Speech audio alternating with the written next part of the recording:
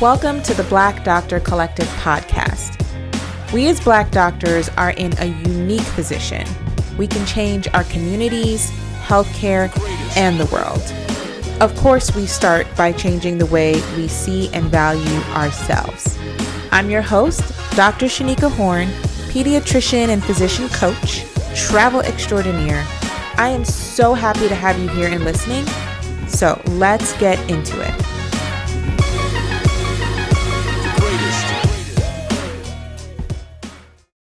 Hey y'all, welcome to this episode. I am touching a topic that is still a little bit sensitive, that people around you sometimes have to be cut loose in order for you to grow. I think as physicians, we are really aware of the expectations of others, people in our family, friends. There have been people that we have already left behind in order to get where we are right now. And that is going to continue to be true as long as you continue to grow. So that's what we're talking about this week. People are going to judge you at every stage. So this came up first.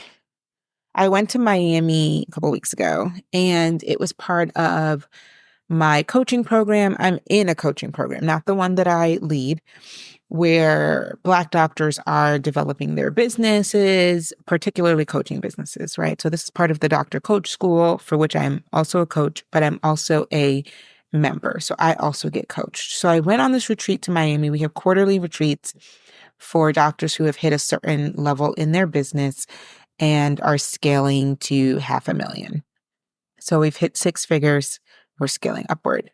First of all, it sounds crazy to me to say that I was able to create six figures in a business I invented, created, because when I started this, I did not know that I could do anything outside of medicine. And it still seems almost unbelievable, right? Because you'll read the statistics. There's so many statistics that say that small businesses only succeed up to a certain point, that female-owned, minority-owned businesses only ever earn X amount. So to be in this position, I am extremely grateful. Funny enough that we're so close to Thanksgiving, or past Thanksgiving, but we're in this season of holiday spirit and gratitude. And so it's really fitting to be having this review. But anyway, I went to the retreat, and it was in Miami, hosted by my coach, Dr. Kimmy, and we were talking about business growth.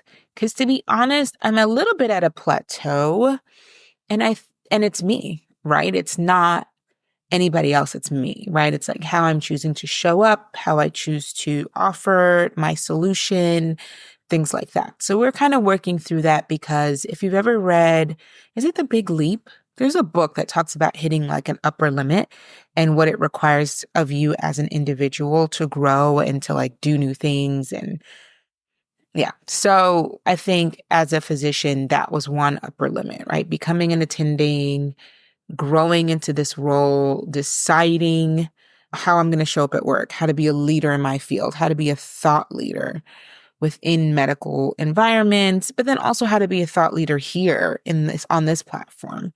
There's just so many limits that I keep surpassing that I'm surprised about. And so I have had to reflect. I've had to get coaching, right? Because these are all new things to me. And there's a part of me, which is why I can talk about it so easily, that does have some level of self-doubt, notions about what I'm able to do, notions about staying in service, about being altruistic. These are topics I talk about frequently because this is how I'm also evolving. So during this retreat, this is like me making a long story long, we had a guest coach come. She's a life coach, Black woman. Love meeting Black women in these spaces that are just doing the things. But she came and she did a little session with us with tapping. So tapping is like this exercise. I don't know if you guys are familiar with tapping, but it's kind of like I don't even know how to describe it. This is going to be a totally inaccurate description, but I'm going to do my best. It's kind of like a meditative exercise where you basically tap on your body and it's helping to release and process emotions. And so this specific exercise that we did with this coach was that we thought about, I guess, like a past hurt, if you will, that we experienced, something that we've been carrying around. And you sit and you think and reflect it, you get the image, right? Who do you have to go back and talk to, right? It's kind of this concept of, when something happens to you and later, like maybe in the shower or maybe like 2 days later, you're thinking about all the things you could have said in that scenario. It was like that. So in this tapping exercise, we got to pick a moment in time that we wanted to go back to and what needed to be said in that moment. What should we have said? How would we have defended ourselves, or what our snapbacks would have been? Something just to allow us to process and heal and move on from those hurts that we've experienced. So in this moment, I am thinking about just like things that happened to me growing up, or family members, people who just really disapproved of me the whole time I was growing up, and what I would have wanted to say to them. Like my 9-year-old self sitting at a cousin's house with aunts and uncles criticizing me, what I would have wanted to say. And I go through this exercise and I think about what my 9-year-old self needed someone to maybe say on my behalf, because I don't know that I would have been that quick. And as a 9-year-old, there's not much you can say to adults. So we did the tapping exercise. I figured out what I wanted to say, and I kind of moved forward. And part of that exercise revealed to me that there's a small part of me that fears success, like really big success, like the kind of success I think in my mind would separate me from others, from people in my life. And so there is a point in our minds where we are going to be so successful that we can no longer relate to the people who have been on this journey with us to date, right? And people always say that. They're like, oh, this person changed. It's like, why would I want to stay the same, especially if the same meant struggling, right? Or this person, money made them different, or success made them different. And part of that is true. Part of that is absolutely true. Ideally for me, I don't ever want to be changed for the worse. Like I want to grow more. I want to be a better citizen of the world. But sometimes people see that change as a negative because you're no longer willing to do things for them or put up with certain things from them that you would have in the past. You now have new boundaries. You now have limits on your time. You're less accessible because all of that is what's maybe required for the journey you're on. Whatever the new boundary is, people don't understand that thing. So people will judge you for that. So after this exercise, I realized I spend a lot of time wondering, subconsciously even, what it means to be at this stage when no one else in my family is at this stage, and what it means to earn the money I have or live the life I have. Because most people I know don't live the life that I live. I don't know anybody that's taking vacations every month. Like it's very few people, and most of those people I don't really know. It's people I see on social media or people I've connected through on social media that are experiencing similar things to what I'm experiencing. The group is small. And so for the people that I know that are already in my life, I don't have that, right? Like it's very uncommon to have family members that are doing this. So yeah, I think there's a small fear that I have that I will leave people behind. People will judge me differently, or they'll talk about me. They'll say bad things. In my brain, it's like, they're going to say you're too bougie. You're too stuck up. You changed. That's one of the big insults in the Black community. It's like, don't be a sellout, child. Don't be bigger than your britches. So all of those messages that I've received all through childhood definitely are impacting the way I move right now. Funny enough, so this happened a couple weeks ago, this Miami trip. And then I go to Thanksgiving dinner. And I love Thanksgiving dinner with my family because it's kind of the thing we do every year. We've been doing it since I was small. But there are some unspoken things that happen, right? Because I know that there are members of my family that judge the fact that I was raised by a single mom, and yet I have been successful to this point, especially where their children have not been successful, especially children who are in my same age group or come after me. Not that many people went to college. Not that many people have high paying 6-figure jobs. And then for me to have a 6-figure job and a 6-figure business, it's like, who does she think she is? I know this. And most of the times I kind of ignore it and I just, move how I move. Like, it's whatever, right? To a certain degree, you can't care about what everybody thinks all the time, or else you will never have gotten to this place, right? To even graduate medical school, you couldn't take everyone's opinions with you. There was tons of people that said I couldn't do it. I had a college advisor who was supposed to help me to get into medical school, took one look at my transcripts, decided I was never going to be a doctor, and just even hid parts of did not communicate parts of the application process to me. I missed deadlines because of her. I was perseverant and I wrote to the committees. Like, I had to get a committee letter from the school. I wrote to that committee and I told them that their counselor did not let me know the deadline and that she left on maternity leave and never told me. And it was several days past the deadline, but I should still be able to apply. And they allowed me to sit for the interview and get my letter. So I know, based on my own experience, that there are opinions that I cannot take at face value. So fine. That's a stranger, right? So in your own family, it still feels different. The weight is different. And I think I always knew this, but I guess it was a surprise. So we had a conversation at the table where one of my families made reference to the fact that when I changed schools, I went to an all-Black Christian private school from pre-K or like nursery up until 4th grade. In 4th grade, I transitioned to an all-white, predominantly Jewish private school full of really middle to upper class white folks, right? Totally different spectrums, okay? Like almost all Caribbean Black, not even just Black, just almost all Caribbean Black folks. First generation American children. All of our parents were immigrants living in the middle of Brooklyn to an all-white school. Culture shock was crazy. And my family member communicates that when I switched to this school, at some point I started sounding white. This is my favorite conversation to have, like this accusation that we are sounding white because of the way that we choose to articulate or express ourselves. And he said that sometimes when he would hear me speak, that he even had to turn around and kind of side-eye me.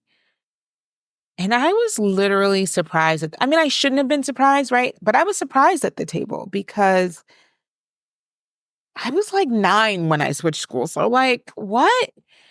And also, he was saying all my friends were white. And I asked him, did you not expect me to have friends? And I just was like, this is such a crazy conversation to have 20 years after the fact, more than 20 years after the fact. I'm 40 years old. We're talking about something that happened when I was 9, right? All the way maybe through till I was like 18. And, we're at this table and most people are quiet and he's just talking about his experience with me and how I was and how I used to be and all of this stuff. And I think I was so blindsided, I didn't know how to defend myself, nor did anyone defend me. Nobody said anything. They just let him talk about my childhood self this way.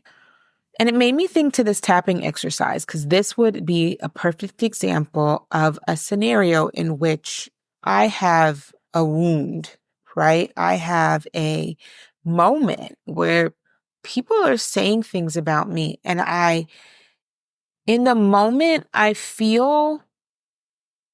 see, what did I feel in the moment? I would say in that moment, I felt like I needed to justify why it was. Like I felt a certain level of defensiveness, but I wasn't sure why I felt that way. And it's a table with like my older family, right? So the home training kicks in and it's like you just kind of bear through it. But if I were to reflect on, I did reflect actually.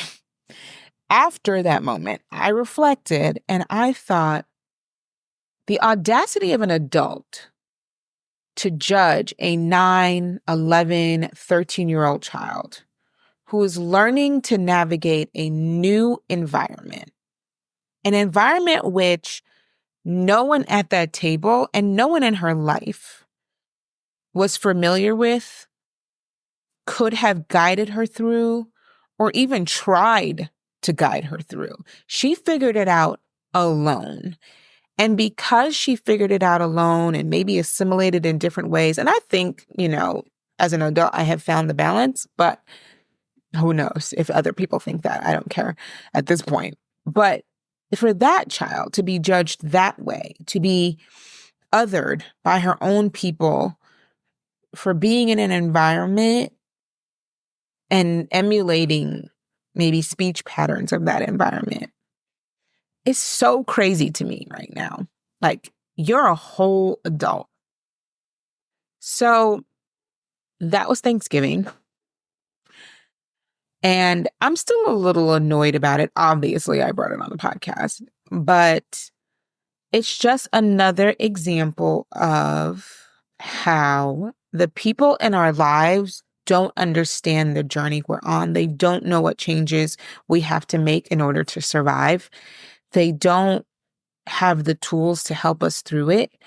And then they judge us for what we've had to do and who we've had to become in order to be successful. And that is reflected back to us because I know my childhood self knew that my family disapproved of the way I spoke. I knew that they thought I was acting like I was sedity or too good for them. I knew it. I knew it then. I know it now. I think I'm very cautious even now talking about certain things. I do not widely tout my success. My family does not know my business makes 6 figures. They don't even know what I do outside of medicine, honestly. My family doesn't even understand how I can work 2 days a week clinically. In fact, they were surprised when I was talking about it at Thanksgiving. And even those things I still downplay because I know I'm being judged and I'm trying to minimize the judgment in order to keep people in my space, right? In order to almost keep people in my orbit. And the question is, why? Why? So, to the girl who did what she had to do to navigate being thrust into a completely different culture and environment, who managed to find her way, who managed to still be successful, I see you, I salute you. Go ahead, girl, just keep going. You can't be worried about these people. Funny enough, I just saw Wicked. And if you haven't seen it, you should. It's so good. And I'm going to try to do this without spoilers. Sorry, this might sound like a subject change. It's not, right? It's just really about talking about going it alone. I went to the movie theater alone to see this movie, and it was really fitting because Elphaba, who's the main character, played by Cynthia Erivo, brilliantly played by Cynthia Erivo, is this person. Like, her journey is all of our journeys. It's journeying alone while being an outsider in your home environment. And so we talk a lot about this notion. There's a phrase that's like, if you want to go fast, go alone. But if you want to go far, go together. And sometimes you got to choose the former. There are times to choose to go it alone, and there are times to choose to go it together, right? Sometimes you have to go alone. So today I chose to go alone. I'm talking about going alone. Today I went to the movies and I went alone because A, there's not that many people who are off today. B, it was a lot of coordination. And honestly, at this point in my life, I've decided that I'm going to do things alone if adding a person to it doesn't enhance my experience. I'm cool with doing it alone. So I went and I saw this movie and I just related so hard to Elphaba because she is a person who's judged based on her skin color. She doesn't look like the people in her environment. And she's judged by her own family, who has not accepted all that she can be, like the magic that she has within her. And she has been preemptively judged. And then people who actually take the time to get to know her find her not as they expected. She's even more brilliant than they first impressioned, right? So I think about her because she is all of us when we keep trying to drag along people who do not truly support us because we do not want to be alone. And so the message I'm giving is that sometimes your full potential is on the other side of these relationships. Sometimes you have to cut ties. Sometimes you have to go alone. That's the story of medicine. That's the story of entrepreneurship. That's the story of being a Black woman in America and rising above what everybody else thinks that you should be doing. So, we've seen The Wizard of Oz. We all know she dies at the very beginning of that movie, right? And she dies while simultaneously being very misunderstood by the entire community around her. So I don't know how they're going to flush that out. But I hope for Elphaba and for all of us that at some point in all of our lives, we experience true understanding, true supportive love. Even if it's one person, even if it's one friend, one significant other, one mentor, somebody. True understanding of what it means to be successful, to keep pushing boundaries, to keep moving forward, to wanting more for yourself than other people have seen for you. Even if it's one person, I wish that for anybody who desires to constantly be moving, to be growing, to improving. And after this reflection, the trip to Miami, Thanksgiving dinner, and this movie, all tied. That's my reticular activating system right there. Just pulling things to support what I'm already seeing and believing and understanding and realizing, right? But it's clear to me that my next step to move forward means that I have to be willing to let people go. That if anyone who wants to come on my journey is anything other than fully supportive, you have to go. I didn't realize I'd been subtly doing this for some time. I've had some friendships that I've really released. And it's just not that we had an argument. I just let it fade into the background and stopped making myself available for these people because they were asking me to stay the same. They were treating me as if I had never changed. I had some people that were talking to me like I didn't become a whole doctor, like people who've known me for a long time and still treating me like I was the goofy, silly girl that I was in high school. And there was nothing wrong with her. She was a fantastically good time and she was smart then too. But she also let people talk to her that way or let people downplay for the same reasons I'm doing it now, right? To keep people in her orbit, to still have friends. And that's not something I'm willing to do. I didn't realize that until now. It was more of an unintentional decision than it was an intentional decision. But now it's going to be even more intentional because this notion actually has been stopping me in serving my community of other Black doctors, right? Because having this business, potentially changing the status quo, like saying things that people are going to maybe recoil from, right? No one wants to ruffle feathers, especially in medicine. Everybody wants to go along to get along for the most part. People are afraid to ruffle feathers. So to be a professional feather ruffler, it's going to mean that this general larger community may not always accept me, that people in my life, my family, friends may not always accept me. I'm going to say things that even I'm afraid to say sometimes. I might even make myself unhireable in my messaging because what employer wants an employee who refuses to do any of the status quo things, right? So I think for some of you guys, you're going to find a nice balance. Like when I coach my clients, they find a nice balance. I don't want you to be like, I'm not going with her because she's trying to get me fired. No, that's not the point. I teach you these things so that all the decisions you make are intentional. You're not just staying someplace because of a fear of ruffling feathers, when there are actual other opportunities out there where you can spread your wings. I want you to find the place that is a good fit for you. I have a client right now who, when she started, she knew she wanted to get out of her current job, but she was afraid that maybe there wasn't anything out there. Maybe she was the outlier. And I think a lot of us feel that way. Maybe she was the outlier as to why this environment wasn't working, right? And what if she left this place and every place was either the same or even worse, God forbid?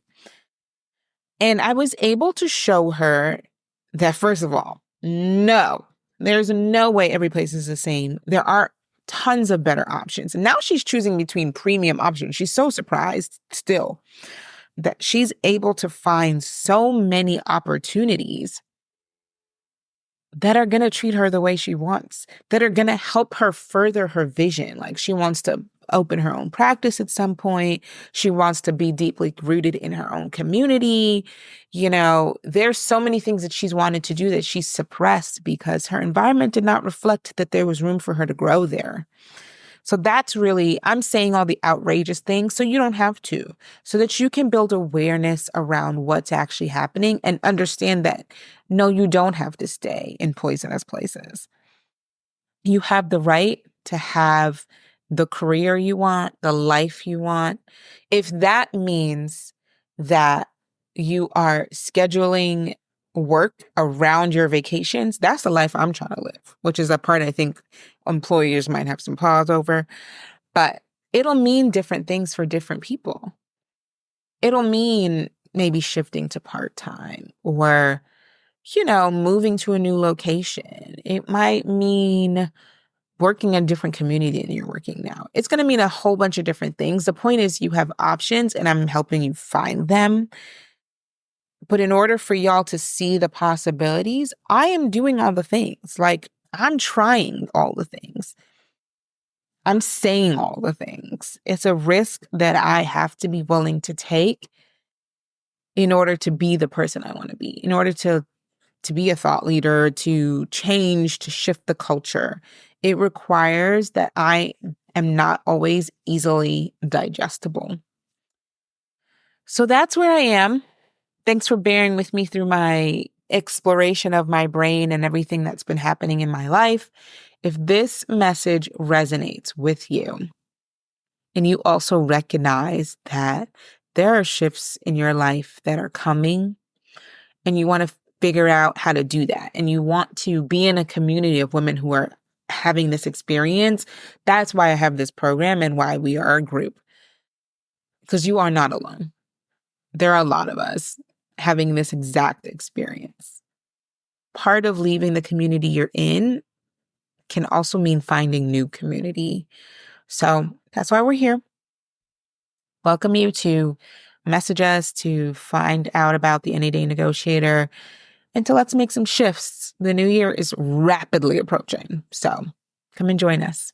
Have a good week. Bye. Thank you so much for listening.